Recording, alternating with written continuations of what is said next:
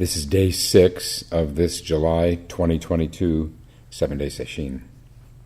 We'll return to the teachings of 12th century Chinese Zen master Yuanwu, reading from the book Zen Letters, translated by the Cleary brothers.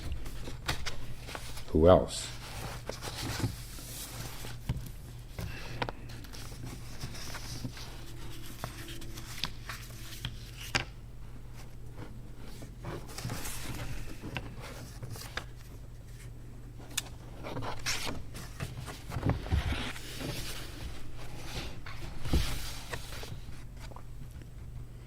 Fundamentally, the path is wordless, and the truth is birthless, beyond time. Wordless words are used to reveal the birthless truth. There is no second thing. As soon as you try to pursue and catch hold of the wordless path and the birthless truth, you've already stumbled past it.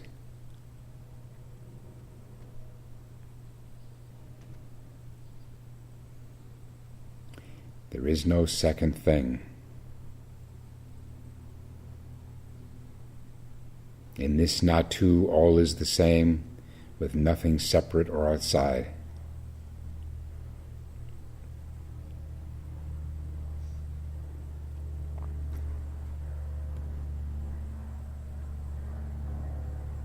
That is why when the ancestral teacher of Zen came from the West, probably referring to Bodhidharma, the founder, he only propagated this thing. He only valued personal apprehension outside of words and direct comprehension outside of mental maneuvers. Mental maneuvers. Boy, we become familiar with those in the course of a session. Apart from those of the highest potential and capacity, who could take it up immediately?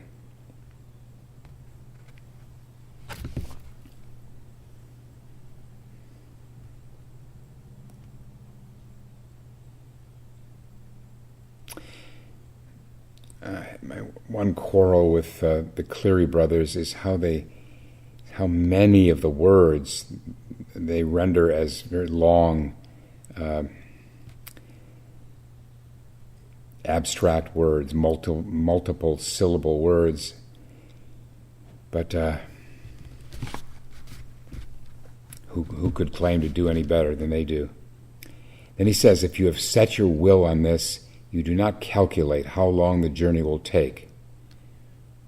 In establishing your will, you must be independent and deadly serious and succeed in cutting clear through.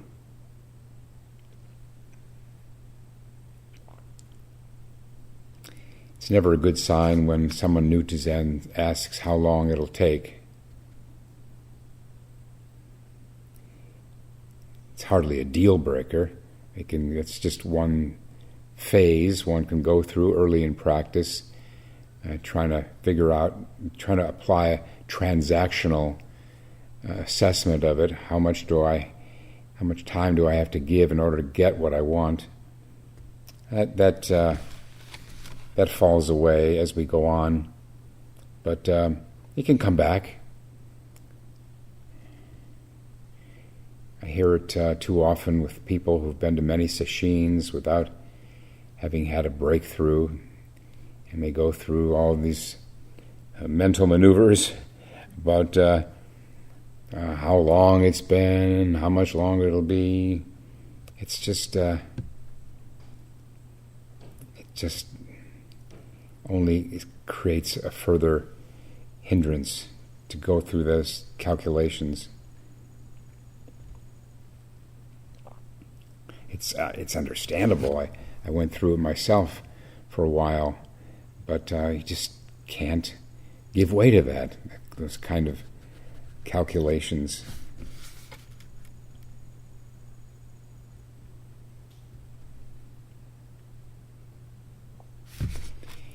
When quality people plan to investigate mind, how can they set a rigid time limit?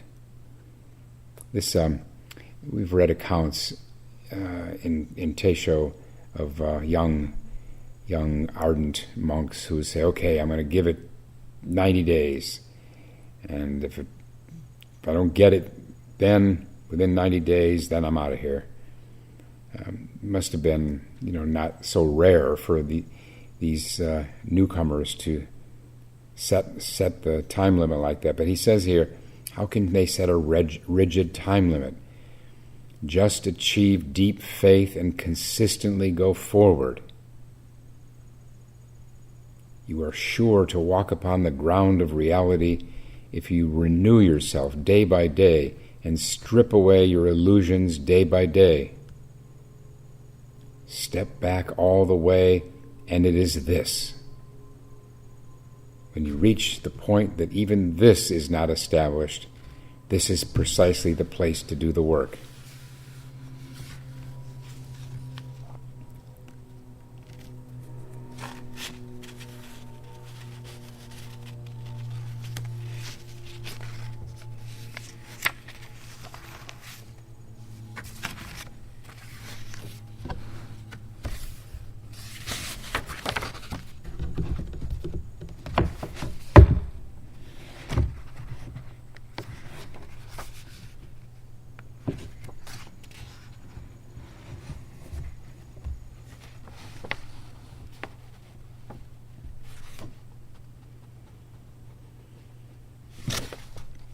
Ever since ancient times, people with the will for the path have traveled around from region to region seeking instruction from adept practitioners.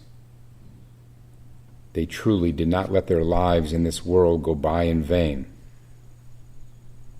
Thus they did their best to put their conditioned minds to rest and picked out teachers who genuinely possessed the enlightened eye. When they encountered such teachers, they put down their baggage and stayed for as long as necessary, relying on these teachers to help them complete the work. When we observe the paths they followed, we see that they were real dragons and elephants. So here, just calling out the value of commitment and taking as long as it takes.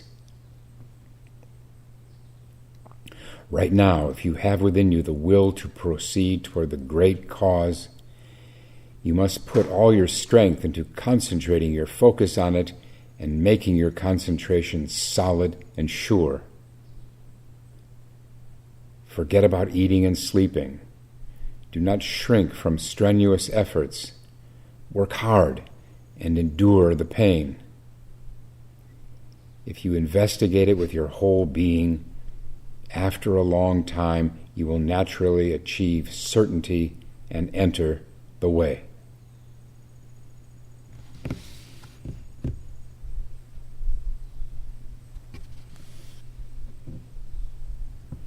This one great cause has been perfectly complete right within you since the beginning. This is one way that Chinese teachers refer to this essential nature of ours that is beyond cause and effect. This one great cause has never been lacking in you. It is in you no different than in the Buddhas and enlightened teachers. You cannot directly experience it as it really is simply because you give rise to erroneous knowledge and views.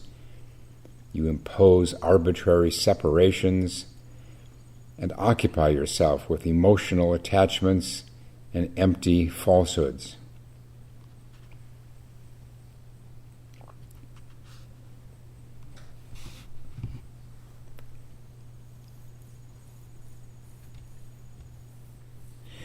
This is the hardest thing for a teacher to convey, is this sentence. It has never been lacking in you. It is in you no different than in the Buddhas and enlightened teachers. I know from being at the other end of it that you can think that you believe that. Okay, yeah, sure, that's why I'm here. I believe that. But there can still be less than 100% faith in that.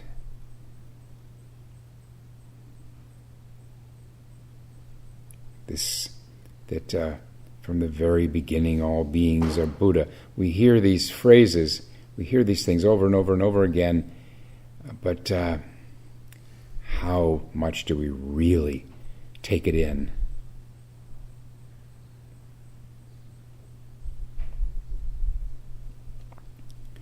It's true. What is common to all of us, to all beings, is this luminous, enlightened nature.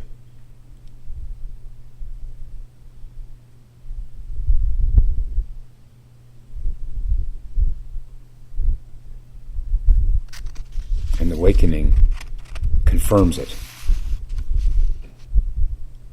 That you haven't acquired anything that everyone else also doesn't have.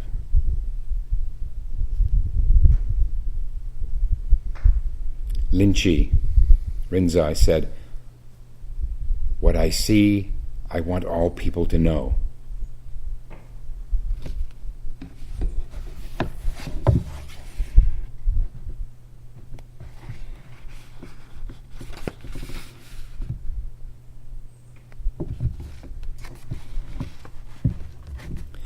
Another letter here. It's a quote. He doesn't attribute it, but it's just a quote. "The wonders of the path are as simple and easy as can be." Then he says how true these words are. "But those who have not reached the source think that the path is extremely abstruse and mysterious. They think that the ultimate reality of the path lies before the empty eon, before the differentiation of the primeval chaos, before heaven and earth were formed." In other words, they think it's something inaccessible, otherworldly. They think it is something silent and dark and vague, something impossible to fully fathom or investigate or probe, and that only the sages can experience or know it. Thus they know the words of the sages, but they do not know their meaning. How can we talk to them about this matter?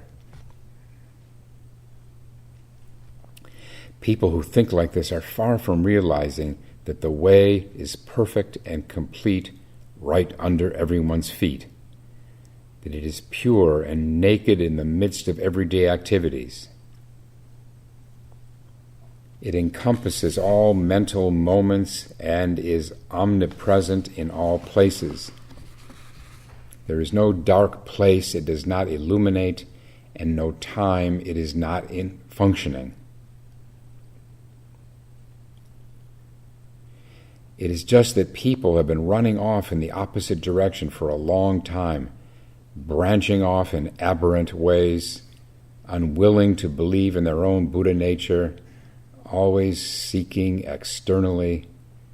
That is why the more they seek, the further away they get from the way.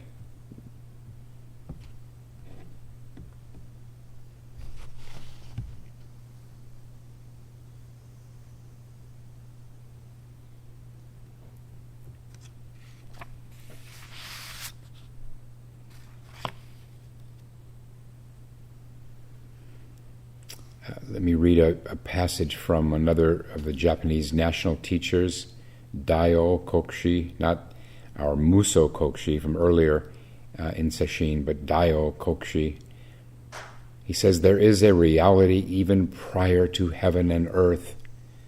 Indeed, it has no form, much less a name. Eyes fail to see it. It has no voice for ears to detect. To call it mind or Buddha violates its nature, for it then becomes like a visionary flower in the air. It is not mind, nor Buddha. Absolutely quiet and yet illuminating in a mysterious way, It allows itself to be perceived only by the clear-eyed. It is Dharma, truly beyond form and sound. It is Tao, having nothing to do with words.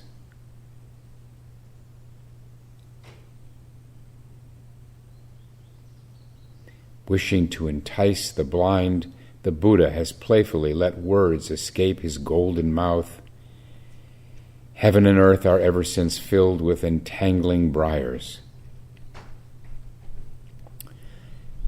And then he finishes, "Oh, my good, worthy friends gathered here, if you wish to listen to the thunderous voice of the Dharma, exhaust your words, empty your thoughts, for then you may come to recognize this one essence."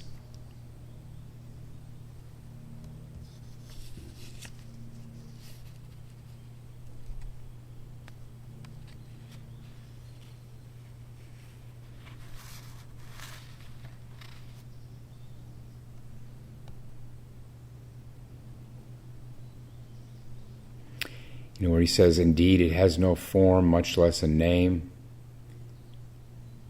Another way to say that is it's beyond names and forms, but it's not separate from them.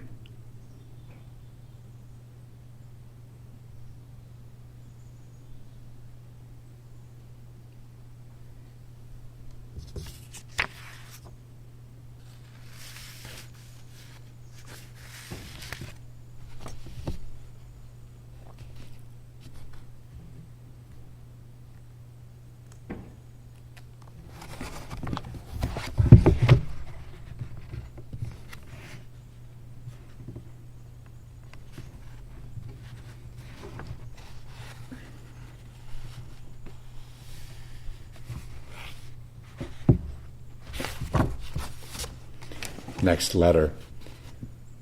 The subtle, wondrous path of the Buddhas and enlightened teachers is nowhere else but in the fundamental basis of each and every person.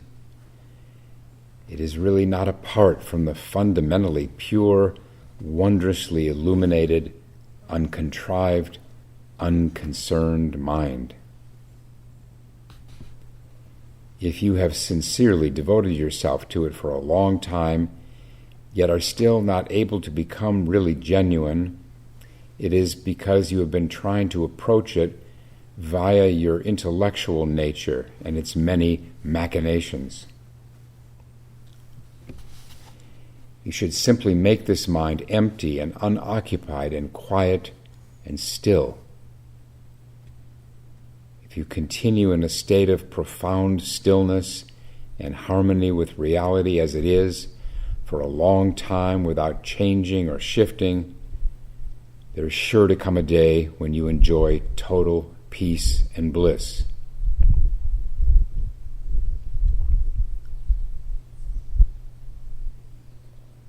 What you should worry about is that you will be unable to stop and will go on seeking outside yourself with your intellect. Little do you realize that the real nature you inherently possess is hard and solid as a diamond, secure and everlasting. It's just a matter of never letting there be even a moment's interruption in your awareness of your real nature, awareness of your practice.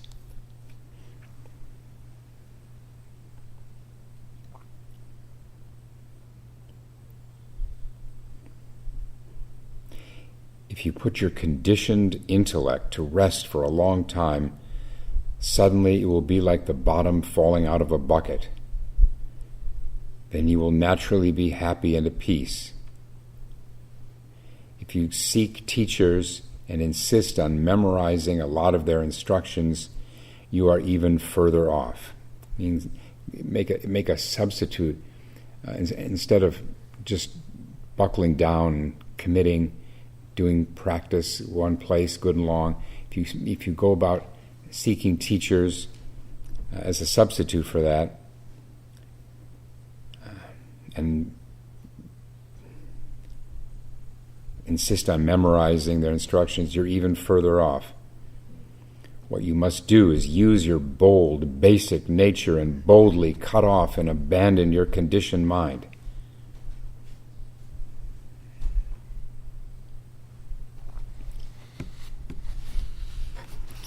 Yes, he's emphasizing the need to quit the intellect while doing zazen. Use it, of course, in our life as we need to, but in our sitting, and even in our life when we don't need it, why have it just running on and on when we're doing simple things in our life? No one has ever figured out mu. It's not something that can be figured out with this ordinary cognition.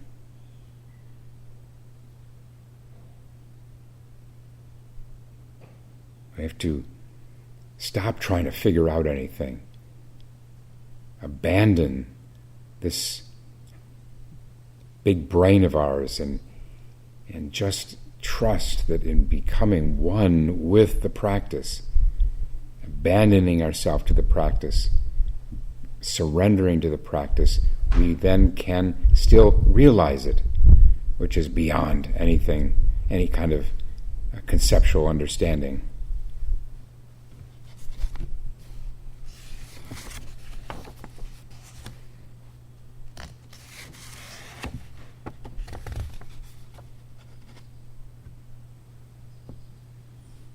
Again, he keeps hammering away.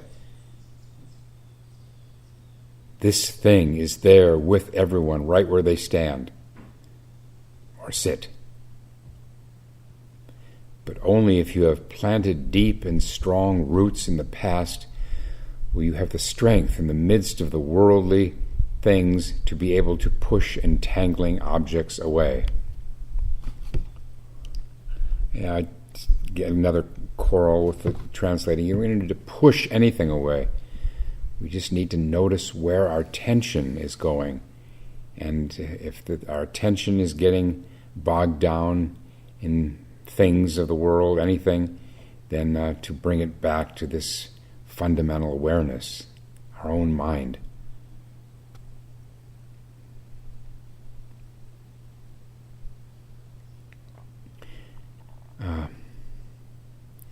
But only if you've planted deep and strong roots in the past will you have the strength and the strength to do this, to return attention to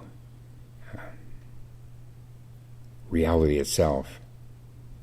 This is the value of this energy in sesshin that builds up as the days pass, is that earlier in sesshin we may not have the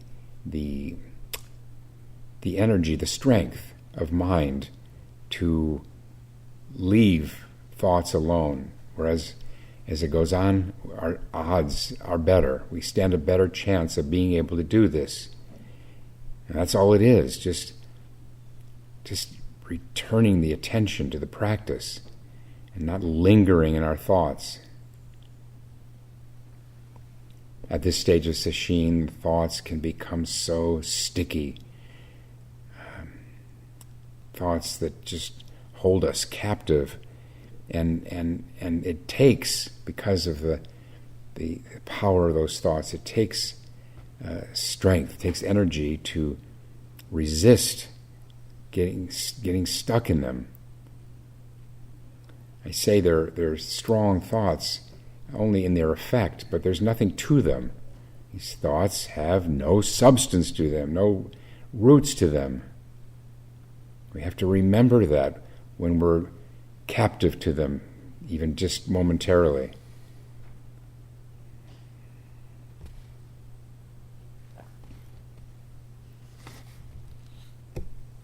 You must constantly step back from conventional perceptions and worldly entanglements to move along on your own and reflect with an independent awareness. Cleanse and purify your karma of mind, body, and mouth.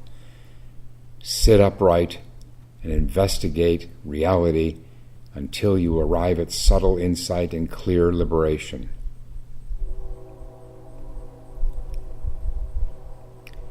Yeah, so this is announcing the importance of upholding upright conduct in our lives, because it has very much of an effect on our chances of awakening.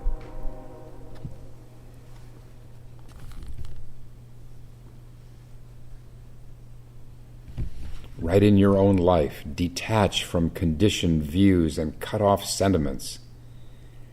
Stand like a wall a mile high. Abandon the deep-seated conditioning and the erroneous perception that has been with you since time without beginning. Smash the mountain of self to pieces. Dry up views based on craving and directly take up the truth. The 1,000 sages cannot alter it, and the myriad forms cannot cover it or hide it. It lights up heaven and earth.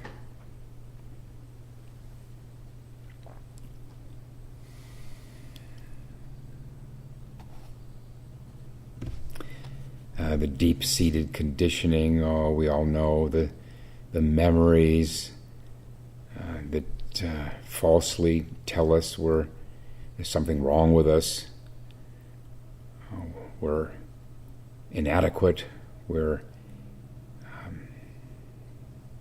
that we're better than other people. Either way,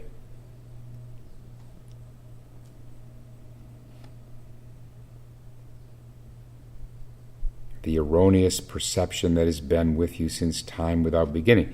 It's this ego consciousness, separation, self and other.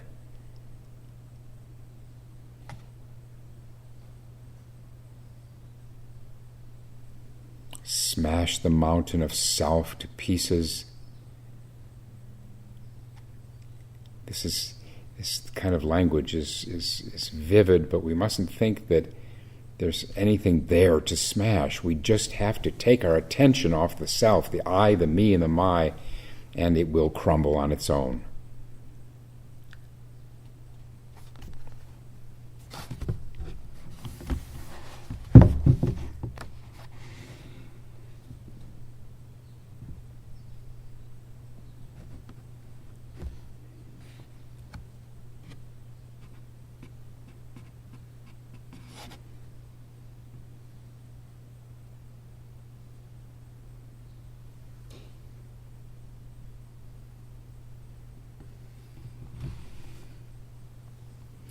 This Tao is deep and remote. Beyond the time before heaven and earth had taken shape and sentient beings and Buddhas were separated, that is, before we conceptualized heaven and earth as being apart, heaven and hell, or before we conceptualized things in terms of the enlightened and the unenlightened, it was profoundly clear, solid, and still as the root of the myriad transformations. From the beginning, it was beyond existence and non-existence, and never fell into the dusty realm of sensory objects.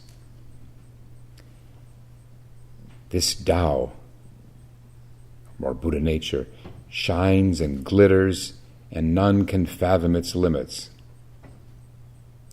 It has no reality that can be considered real, and no wonder that can be considered wondrous.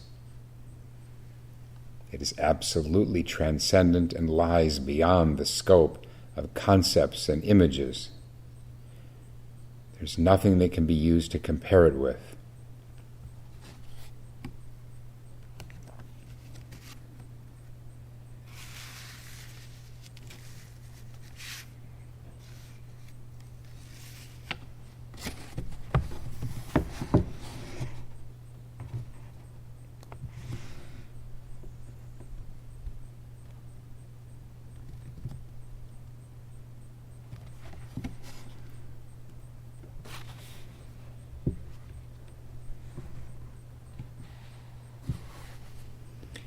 If you are in opposition to anything, then this creates duality. Then you are stuck with self and other, and gain and loss, and you are unable to walk upon the ground of reality.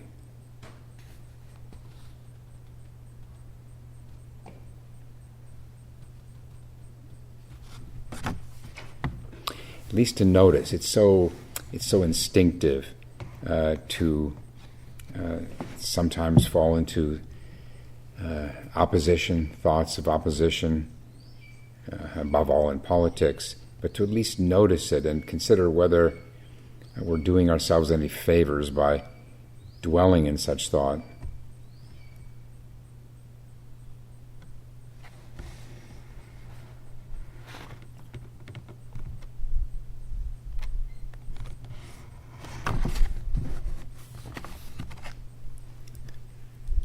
Fundamentally, this great light is there with each and every person right where they stand. Empty, clear through, spiritually aware, all-pervasive.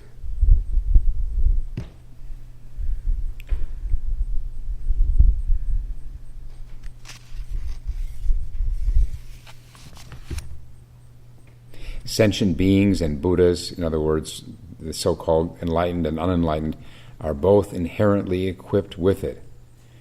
It is perfectly fluid and boundless, fusing everything within it. It is within your own heart and is the basis of your physical body and of the 5 clusters of form, sensation, thought, motivational synthesis, and consciousness. The 5 skandhas. Has never been defiled or stained, and its fundamental nature is still and silent.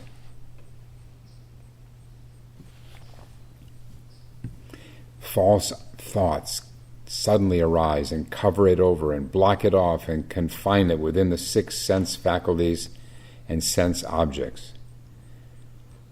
Sense faculties and sense objects are paired off, and you get stuck and begin clinging and getting attached. Sense faculties, so seeing, sense faculties and sense objects, so seeing and that which is seen, hearing and that which is heard, so forth.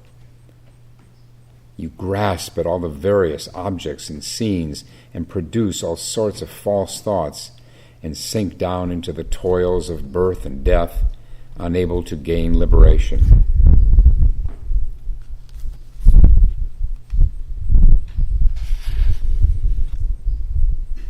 There's a koan in the Blue Cliff Record where Unmon says, everyone has his own light, though when you try to see it, you cannot. Everything is dark.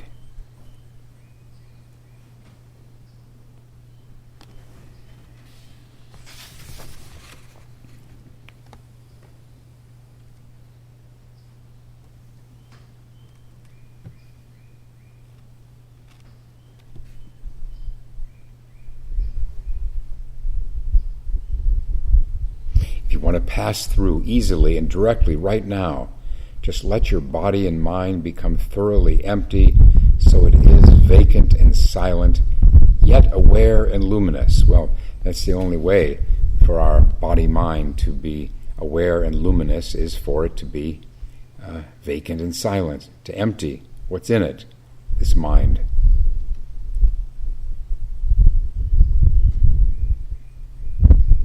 Inwardly forget all your conceptions of self and outwardly cut off all sensory defilements.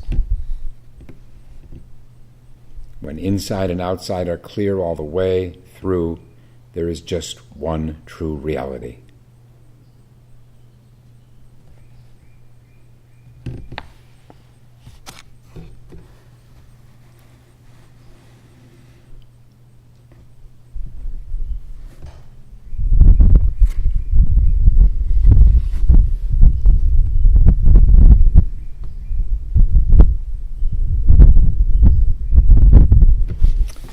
Again, he makes a nod to the precepts We must search out our faults and cultivate practice. This is like the eyes and the feet depending on each other. It is, think of the three essentials of practice, is the sitting, or zazen, moral, the precepts, moral conduct, and awakening. Here he's talking about the sitting, the close, mutually dependent relationship between sitting and not causing harm. He says if you are able to refrain from causing harm and refine your practice of the many forms of good, even if you only uphold the elementary forms of discipline and virtue, you will be able to avoid sinking down to the levels of animals, hungry ghosts, and hell beings. This is the three lowest of the 6 realms of unenlightened existence. This is even more true if you first awaken to the indestructible essence of the wondrous, illuminated, true mind, and after that cultivate practice to the best of your ability and carry out all forms of virtuous conduct. So even after awakening, continue practicing and upholding the precepts.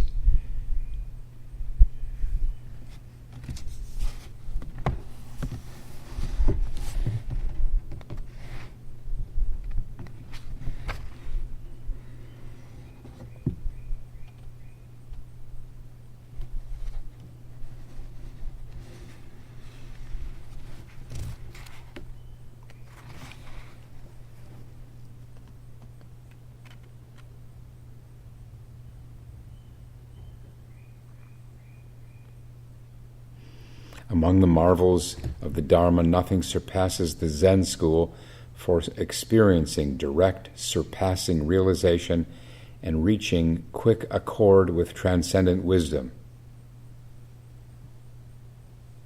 This is not obtained from anyone else. It is just a matter of bold and sharp practice on your own part. And this is a nice analogy here. It is like cutting through a skein of thread. When one thread is cut, they are all cut. Your inherent spiritual awareness is instantly liberated. One moment you're an ordinary person, the next moment you're a sage. Whether you intend it or not, the ordinary and the sagely are one suchness, embracing all of space with no more direction or location. He keeps trying, and probably as eloquently as anyone could, to describe the indescribable,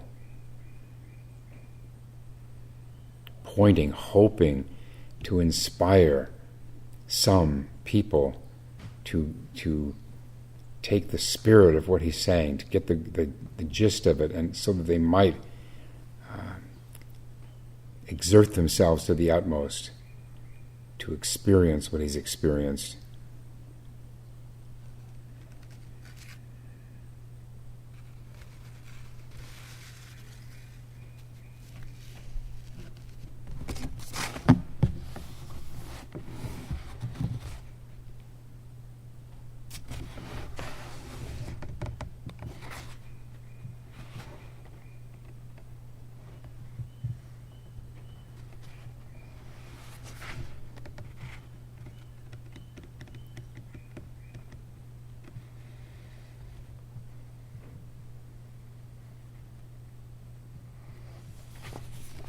To follow the path, you should step back and practice with your whole being.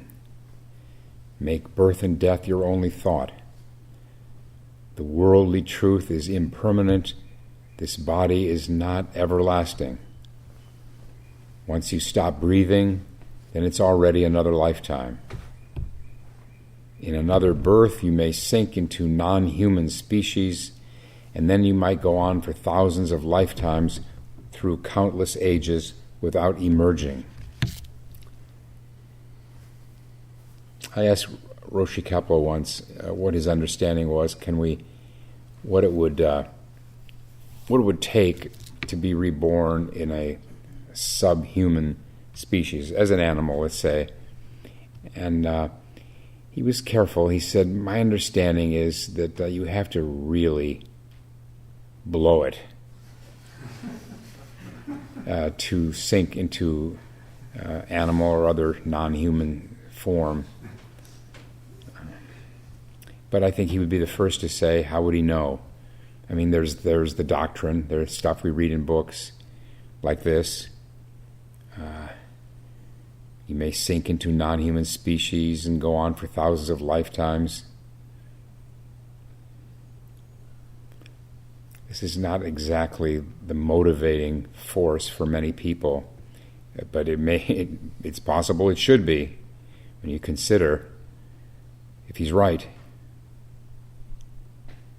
Said in Buddhism that is only from a human life, human consciousness, that we can apprehend the possibility of awakening and then act on that.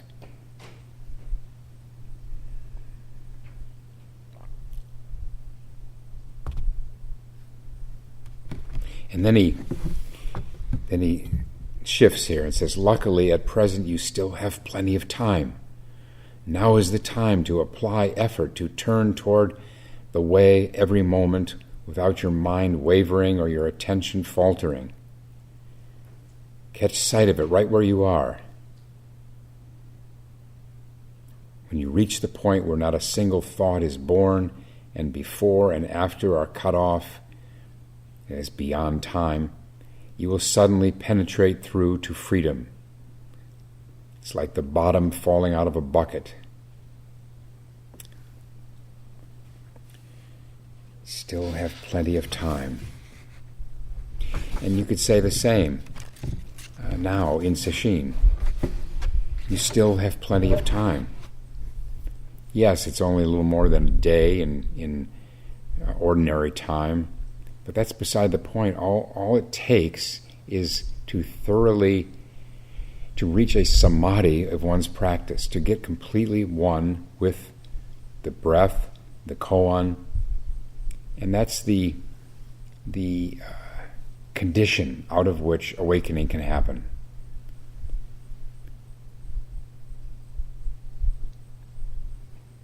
At this stage of Sesshin, with some 6 days behind us, this is not so hard for anyone who's done this.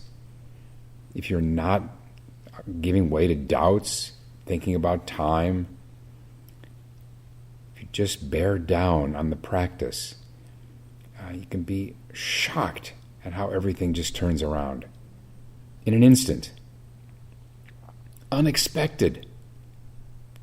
Completely unexpected. But it takes this believing mind, this mind of faith that has no time for anything except the practice, whether you're sitting or moving about, sticking with a practice, holding to it in the mind. And when you lose it, getting back to it. And you lose it again, you get back to it. There's nothing really lost, nothing essential to you that you could lose. It's always here, there, within you.